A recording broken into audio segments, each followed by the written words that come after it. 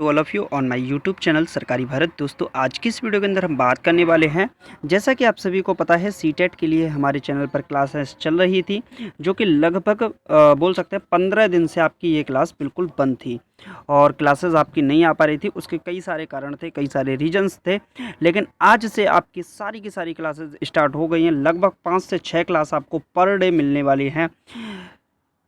Tension मत लीजिए, आपका सीटेट का पूरा सिलेबस यहाँ पर करा दिया जाएगा, थ्योरी भी कराई जाएगी और आपका जो प्रैक्टिस क्वेश्चन पेपर हैं, प्रीवियस ईयर क्वेश्चन पेपर हैं, ये सारे के सारे आपको यहाँ पर करा दिए जाएंगे। तो सीडीपी चाइल्ड डेवलपमेंट पेडागॉजी आज का अपना टॉपिक है साथियों, जीन पियाजे का सिद्धांत।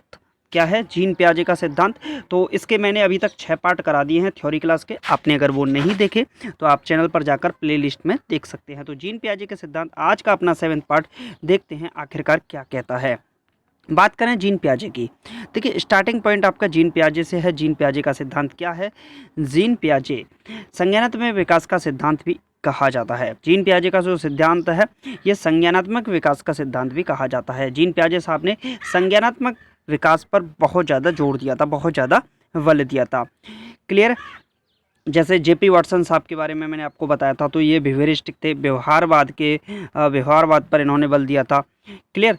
ऐसे ही लेव वाइगोस्की साहब हैं जिनको मैं आपको पढ़ाने वाला हूँ, वो आपका सामाजिक अधिगम पर ज़्यादा जोर देते हैं, सामाजिक अंतःक्रिया पर अधिगम पर जोर देते हैं। तो ऐसे ही इसी प्रकार से जीन पियाजे साहब संज्ञानात्मक विकास पर जोर देते हैं। संज्ञानात्मक विकास का मतलब होता है सूचनाओं को इकट्ठा करने का विकास। जैसे छोटा बच्चा होता है, मान लीजिए 3-4 साल का बच्चा है, तो वो सूचनाओं को एकत्रित करता है। संज्ञानात्मक का मतलब ही हो गया सूचनाओं को एकत्रित करना और उसका डेवलपमेंट हो जाना, यही इनका सिद्धांत है। अब समझते हैं थोड़ा सा एक एक करके पॉइंट्स को। देखिए ज्ञानेंद्रियों की बात की जाए तो 5 प्रकार की यहाँ पर बात की जाए, ज्ञानेंद्रियों विज्ञान के अनुसार 5 प्रकार की बताई गई हैं। अब कौन कौन सी ज्ञानेंद्रियाँ? देखिए 5 सेंसेस हैं, सेंसेशंस कहा जाता है जिनको, और ये हैं अपनी आँख, नाक, कान, जीभ और त्वचा। क्या है? आँख, कान, नाक, जीभ और त्वचा, ये 5 सेंसेस होती हैं जिनसे हम क्या करते हैं, इनको ज्ञानेंद्रियाँ कहा जाता है। क्लियर है विज्ञान के अनुसार? और एक है अपना मन, जिससे बना है मनोविज्ञान। क्या बना है साथी? मन से बना है मनोविज्ञान। इसके लिए एक वर्ड दिया जाता है चिंतन। क्या दिया जाता है साथी? चिंतन एक वर्ड भी दिया जाता है। तो प्राप्त होने वाला ज्ञान असत्य या आभासी भी हो सकता है।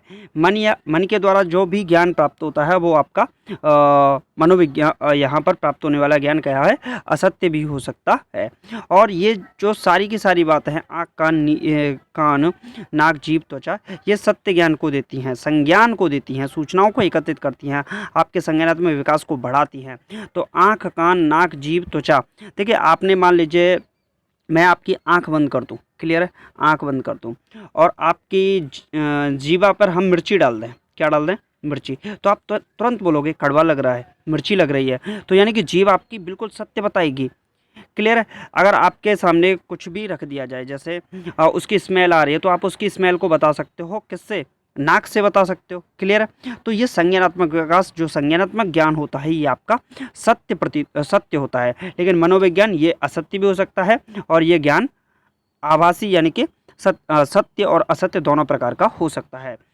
तो ज्ञानेंद्रियों को डिवाइड किया हमने 5 प्रकार से, विज्ञान के अनुसार और मनोविज्ञान के अनुसार एक प्रकार का, जो कि मन या चिंतन को प्रदर्शित करता है। क्लियर है फ्रेंड्स? चलिए नेक्स्ट पॉइंट क्या है। अब जीन पियाजे साहब के बारे में बात करें, ये आखिरकार थे कहाँ के? तो जीन पियाजे साहब स्विट्जरलैंड के विद्वान थे। कहाँ के थे? स्विट्जरलैंड के। बायोलॉजी के इनको विज्ञान यानी जीव विज्ञान के भी विद्वान के नाम से जाना जाता है।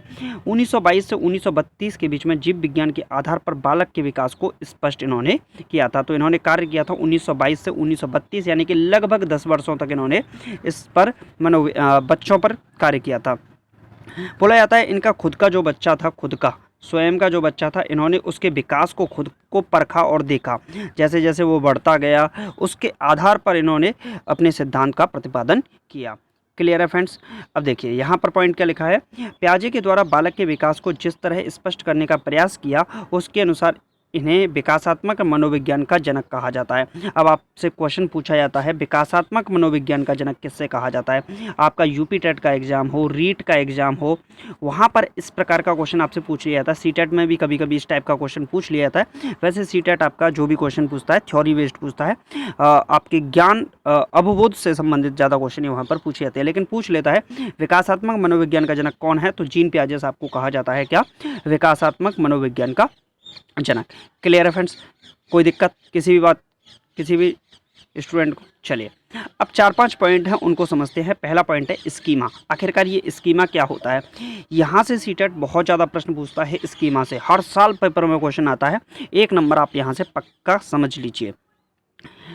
स्कीमा क्या होता है, यह जीव विज्ञान का शब्द है। सरल भाषा में इसका अभिप्राय है क्रिया के समानांतर होने वाली क्रिया, जैसे उद्दीपन या अनुक्रिया। अब समझिए उद्दीपन क्या है। उद्दीपन को आप अपनी भाषा में बोल सकते हो लक्ष्य। क्या बोल सकते हो साथी, 1 मिनट प्लीज। उद्दीपन को आप अपनी भाषा में क्या बोल सकते हो, उद्दीपन को आप अपनी भाषा में बोल सकते हो जैसे उद्दीपन को आप अपनी भाषा में बोल सकते हो आपका क्या लक्ष्य है, एम क्या है आपका। अब अनुक्रिया, उस एम को प्राप्त करने के लिए आप किस प्रकार की क्रिया कर रहे हैं, इसी बोलते हैं उद्दीपन अनुक्रिया। क्या कहते हैं साथी, उद्दीपन अनुक्रिया। उद्दीपन का मतलब आपका लक्ष्य, उद्दीपक भी कहा जाता है, और उसको करने के लिए जो क्रिया की जाती है प्राप्त करने के लिए उसे कहा जाता है अनुक्रिया। तो उद्दीपक, उद्दीपन, अनुक्रिया। क्लियर है। अब दूसरा पॉइंट आपका क्या है, संतुलन, समायोजन या अनुकूलन। अब इसको एक तरीके से स्कीमा को ऐसे समझ लीजिए, पुराने ज्ञान से नए ज्ञान को जोड़ना, इस प्रकार से भी आप बोल सकते हैं। दूसरा है संतुलन, समायोजन या अनुकूलन। परिस्थिति के अनुसार अपने आप को ढाल लेना, उसके साथ अनुकूलित हो जाना कहलाता है अनुकूलन या संतुलन। क्लियर है। अब है आत्मसातीकरण और समंजन। चलिए आत्मसातीकरण को समझते हैं। आत्मसातीकरण क्या है। आत्मसातीकरण, जब एक प्राणी, बालक किसी भी नए विचार या अनुभव को अपने पुराने अनुभवों के साथ जोड़ लेता है या उनके साथ अनुकूलित हो जाता है, यह आत्मसातीकरण कहलाता है। स्पष्ट कर दिया है। देखिए पुराने ज्ञान को, जो आपका पुराना ज्ञान है, इसको क्या करता है, जोड़ लेता है आप नए ज्ञान से। किससे, नए ज्ञान से। अब आप कैसे समझोगे, देखिए एक स्टूडेंट होता है, मान लीजिए 9th क्लास का स्टूडेंट है, उसको टिग्नोमेट्री पढ़ाई जानी है। क्लियर है। तो वहाँ पर टेबल वगैरह बता दिया जाता है, टिग्नोमेट्री की टेबल बता दिया जाता है, साइन थीटा क्या होता है, कॉस थीटा क्या होता है। क्लियर। जब ये 12th क्लास में आता है तो फिर इस पर आधारित टफ क्वेश्चंस भी होते हैं। तो किस पर आधारित है, ये पुराना ज्ञान उसको प्राप्त हो चुका है, तभी तो वो नए ज्ञान को कर पा रहा है, बड़ी बड़ी सर्व समीकरणों को सॉल्व कर पाता है। तो यही है, पुराने ज्ञान को नए ज्ञान से जोड़ना, यही क्या कहलाता है, आत्मसातीकरण कहलाता है। साथी क्या कहलाता है, आत्मसातीकरण। नेक्स्ट क्वेश्चन है साथियों, समंजन।